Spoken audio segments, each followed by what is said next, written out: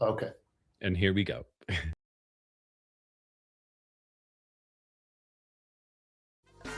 This is the Good Neighbor Podcast, the place where local businesses and neighbors come together.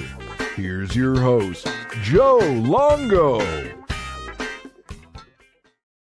What's up, everybody? Welcome back to the Good Neighbor Podcast Live. Are you in need of a landscaper or some landscaping now that spring has finally sprung? One might be closer than you think. And today I have the pleasure of introducing your good neighbor, Josh Karis. You got it. See, me and my names. I tell you, I created a mental block in my head of Two Trees Landscaping. Josh, thank you so much for being here. How are you doing today? Wonderful, Joe. Thanks for having me. You put I think you put too much pressure on the last name, I definitely do. I do. Yeah, And, part of my other world is being a mindset coach and knowing how the brain works. So I really think I created my own block by being Yep. like, oh, I see it. Now I'm going to fix it. So I put more pressure on myself. That So happens. for our listeners, now that that's out of the way, let's talk about landscaping. How did you, well, first, let's tell us about your business. Well, locally owned and operated for, I think it's 15 years now. And we do, regular maintenance if you need your grass mowed and mulching, trimming, a little bit of light tree work, and we do hardscaping, pavers, retaining walls, things of that nature, some drainage. If you need some French drains or any sort of drainage on the property, we'll also do that for you. That's wonderful. So you've been in business a while. How did you come into this type of work? It absolutely fell into my lap. I was I spent most of my life playing music, and always had a part-time job filling in the gaps, and one of them happened to be working for a landscaper. And one winter we were shoveling snow for a customer, and a guy pulled up, and it was just me. I was shoveling snow like middle of the day, and a guy pulled up and he said, "Hey, I see you shoveling snow." He's like, "Do you happen to also do landscaping?" And I said, "Oh, absolutely." And he said, "That's great. Do you have your own business?" And I said, "Absolutely." That's kind of how it started, So it was this. I had been doing it for a few years, and it was like I guess like a lightning bolt moment or something. I was like, "Oh, this is a chance to just do it myself." It was presented with the opportunity, and I just took it. So it was December, and I came home and I told Sarah, who my wife, and I said, "Hey," I said, "I just started a landscaping business, so I have a few months to get all the equipment together." So I had my first customer, and within a few months, I had a couple more. You're working outside, people see you. If your work is nice, and a lot of people, "Hey, could you come over and take a look at my place?" And next thing you know, 15 years in. That's awesome. And I love it. It's like that saying, when someone says, "Hey, can you do the thing?" And you're just like, "Yeah, Of course. I'll, Yeah. I'll figure it out when it's time to figure it out." So I'm curious, what are some of the misconceptions about your industry and landscaping and this kind of work? Misconceptions. Interesting question. I don't know. That's a tough one to answer, I guess. Yeah, I mean, I wish I had a good answer for you, but maybe. Um, okay. So how about maybe you couldn't afford it? That's one I think is maybe a common misconception is, oh, it's going to be too expensive, or I that's probably the one. I would probably say that's the biggest misconception, is that it's unaffordable, or it's for a certain level of home. We've done some really, really nice work for a lower cost home, I guess you could say, would be the word I'm looking for. You know what I mean? Yeah.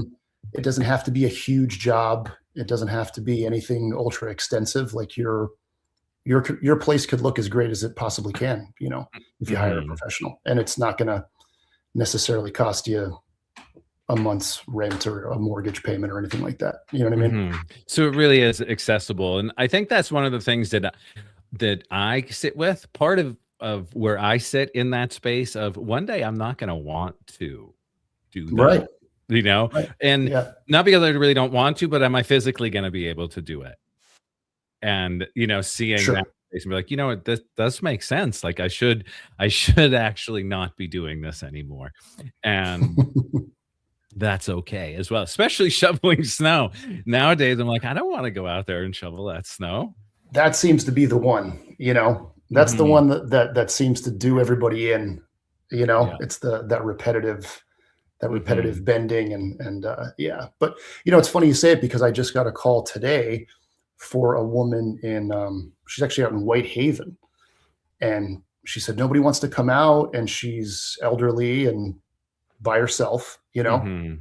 And I was like, yeah, we'll come out and take care of you, absolutely. She's like, oh, it's a very small job, and if you're coming that far, and it's like, sometimes you want to do the right thing and help people as well. It's not just all about the bottom line all the time. Right, right. We Yeah. have to make money, we're a business, but it's good to help. And I have an elderly grandfather, and of course he's on the grass route every week. Mhm. Mhm. um, so yeah, it's satisfying. Mm. It's really Yeah. satisfying because the place looks so great, and people are so happy with it. That's their outer environment. They have to see it every single day. They get to see it every single day, and it's nice to walk through your beautiful yard on your way home or on your way out to work or whatever.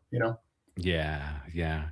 So we all know, and we've kind of just been touching on a little, that marketing is a huge part of every business. And Mhm. who are your target customers, and how are you attracting them? Well, at the moment, we're looking to grow our weekly lawn service. So we've just been, for now, I have some door hangers made. We've been hitting, just targeting some neighborhoods, Hmm. and I try to hit them every week so they get used to seeing the logo. And I think it was Ogilvy said it was 7 times you have to see something for it to Hmm. stick. You Yeah. know, you hope you just don't become a pain in the butt at like number 5, and then they're sick of seeing you. Hmm. So Hmm. we'll see what happens. But yeah, then the plan after maybe 3 or 4 times, then I would do like a targeted Facebook just on that neighborhood, Hmm. Facebook Hmm. marketing. You know. Yeah. Hmm. Have you ever thought about having your own podcast and talking about this and putting yourself out there in that kind of way? Yeah, I mean, I love to talk. that's that's for sure. I could do that for a living. It's kind Hmm. of it's it's kind of it's 50-50 what my favorite part of the job is, because I'm not always out on the road. Like, I have guys and stuff. Hmm. But I was just out today. That was another reason why I was kind of rushing to get on, because we were out working, and then I just got back. I was like, holy crap, it's 4:30 or whatever. Um, but the other part is I love to talk to the customers and take my time and get to know Hmm. them. And I've had customers over the years that we've gone to family barbecues together, and things like that. So, but to answer your question, yeah, I could. Podcast has definitely been on my mind Hmm. occasionally. Right. Yeah. Um, so when you're not cutting the grass, Mhm, maybe you're playing music. We'll slip mhm. that in there on the side note. But what are you doing? What do you do for fun when you're not working? Yeah, well, I play music. I stay pretty active in the music community. Hmm. At the moment, I'm playing drums in Aaron Fink's band. If you remember him or know of Aaron Fink, He sounds very familiar. he was one of the original members of Breaking Benjamin, the Okay, there you guitar go. player. Yeah, so Hmm. he's got a great solo project. His music's fantastic and lots of fun. It's a great group. So sometimes I'm rehearsing, or we're playing shows locally or out of town, Hmm. and spend time with the family when we're all together. When Hmm. our teenage son is around and wants to do something with us. Hmm. you know, um, yeah, basic stuff. Right, right. So, if you can tell our listeners one thing that they should remember about Two Trees Landscaping, what would that be? I would say that we offer a really excellent personal customer service. You're going to talk to me, you're going to meet me, you're going to deal with me.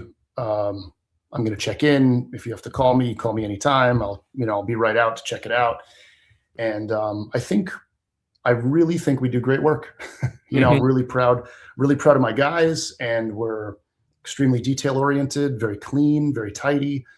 We have a whole culture on the job of no foul language, clean appearance, leave the place nicer than you found it, keep the tools even just very organized and very clean. And we try to work efficiently as possible as well. Get into your yard and get out, let you enjoy it. Yeah, that's wonderful. If you can, please tell our listeners where they can find you, if there's a specific area that you mostly work in, and what would be the best way to contact you and learn more about working with you. Sure. Well, so, we're on Facebook, Two Trees Land and Lawn Care on Facebook. Also, you could just Google the name, Two Trees Land and Lawn Care on Google. We'll come right up. You'll see all the reviews. And, phone numbers on there, the hours are on there. And I think those are the two best places to find us. And I generally work from about West Pittston to Nanticoke through Dallas, Wonderful. over in Wilkes-Barre as well. Well, Josh, thank you so much for being here, and from everyone at the Good Neighbor Podcast, we wish you all of the luck and success moving forward. Really appreciate it, Joe. Thank you. Thank you. Thank you for listening to the Good Neighbor Podcast. To nominate your favorite local businesses to be featured on the show, go to gnpnepa.com. That's gnpnepa.com. Or call 570-908-4334.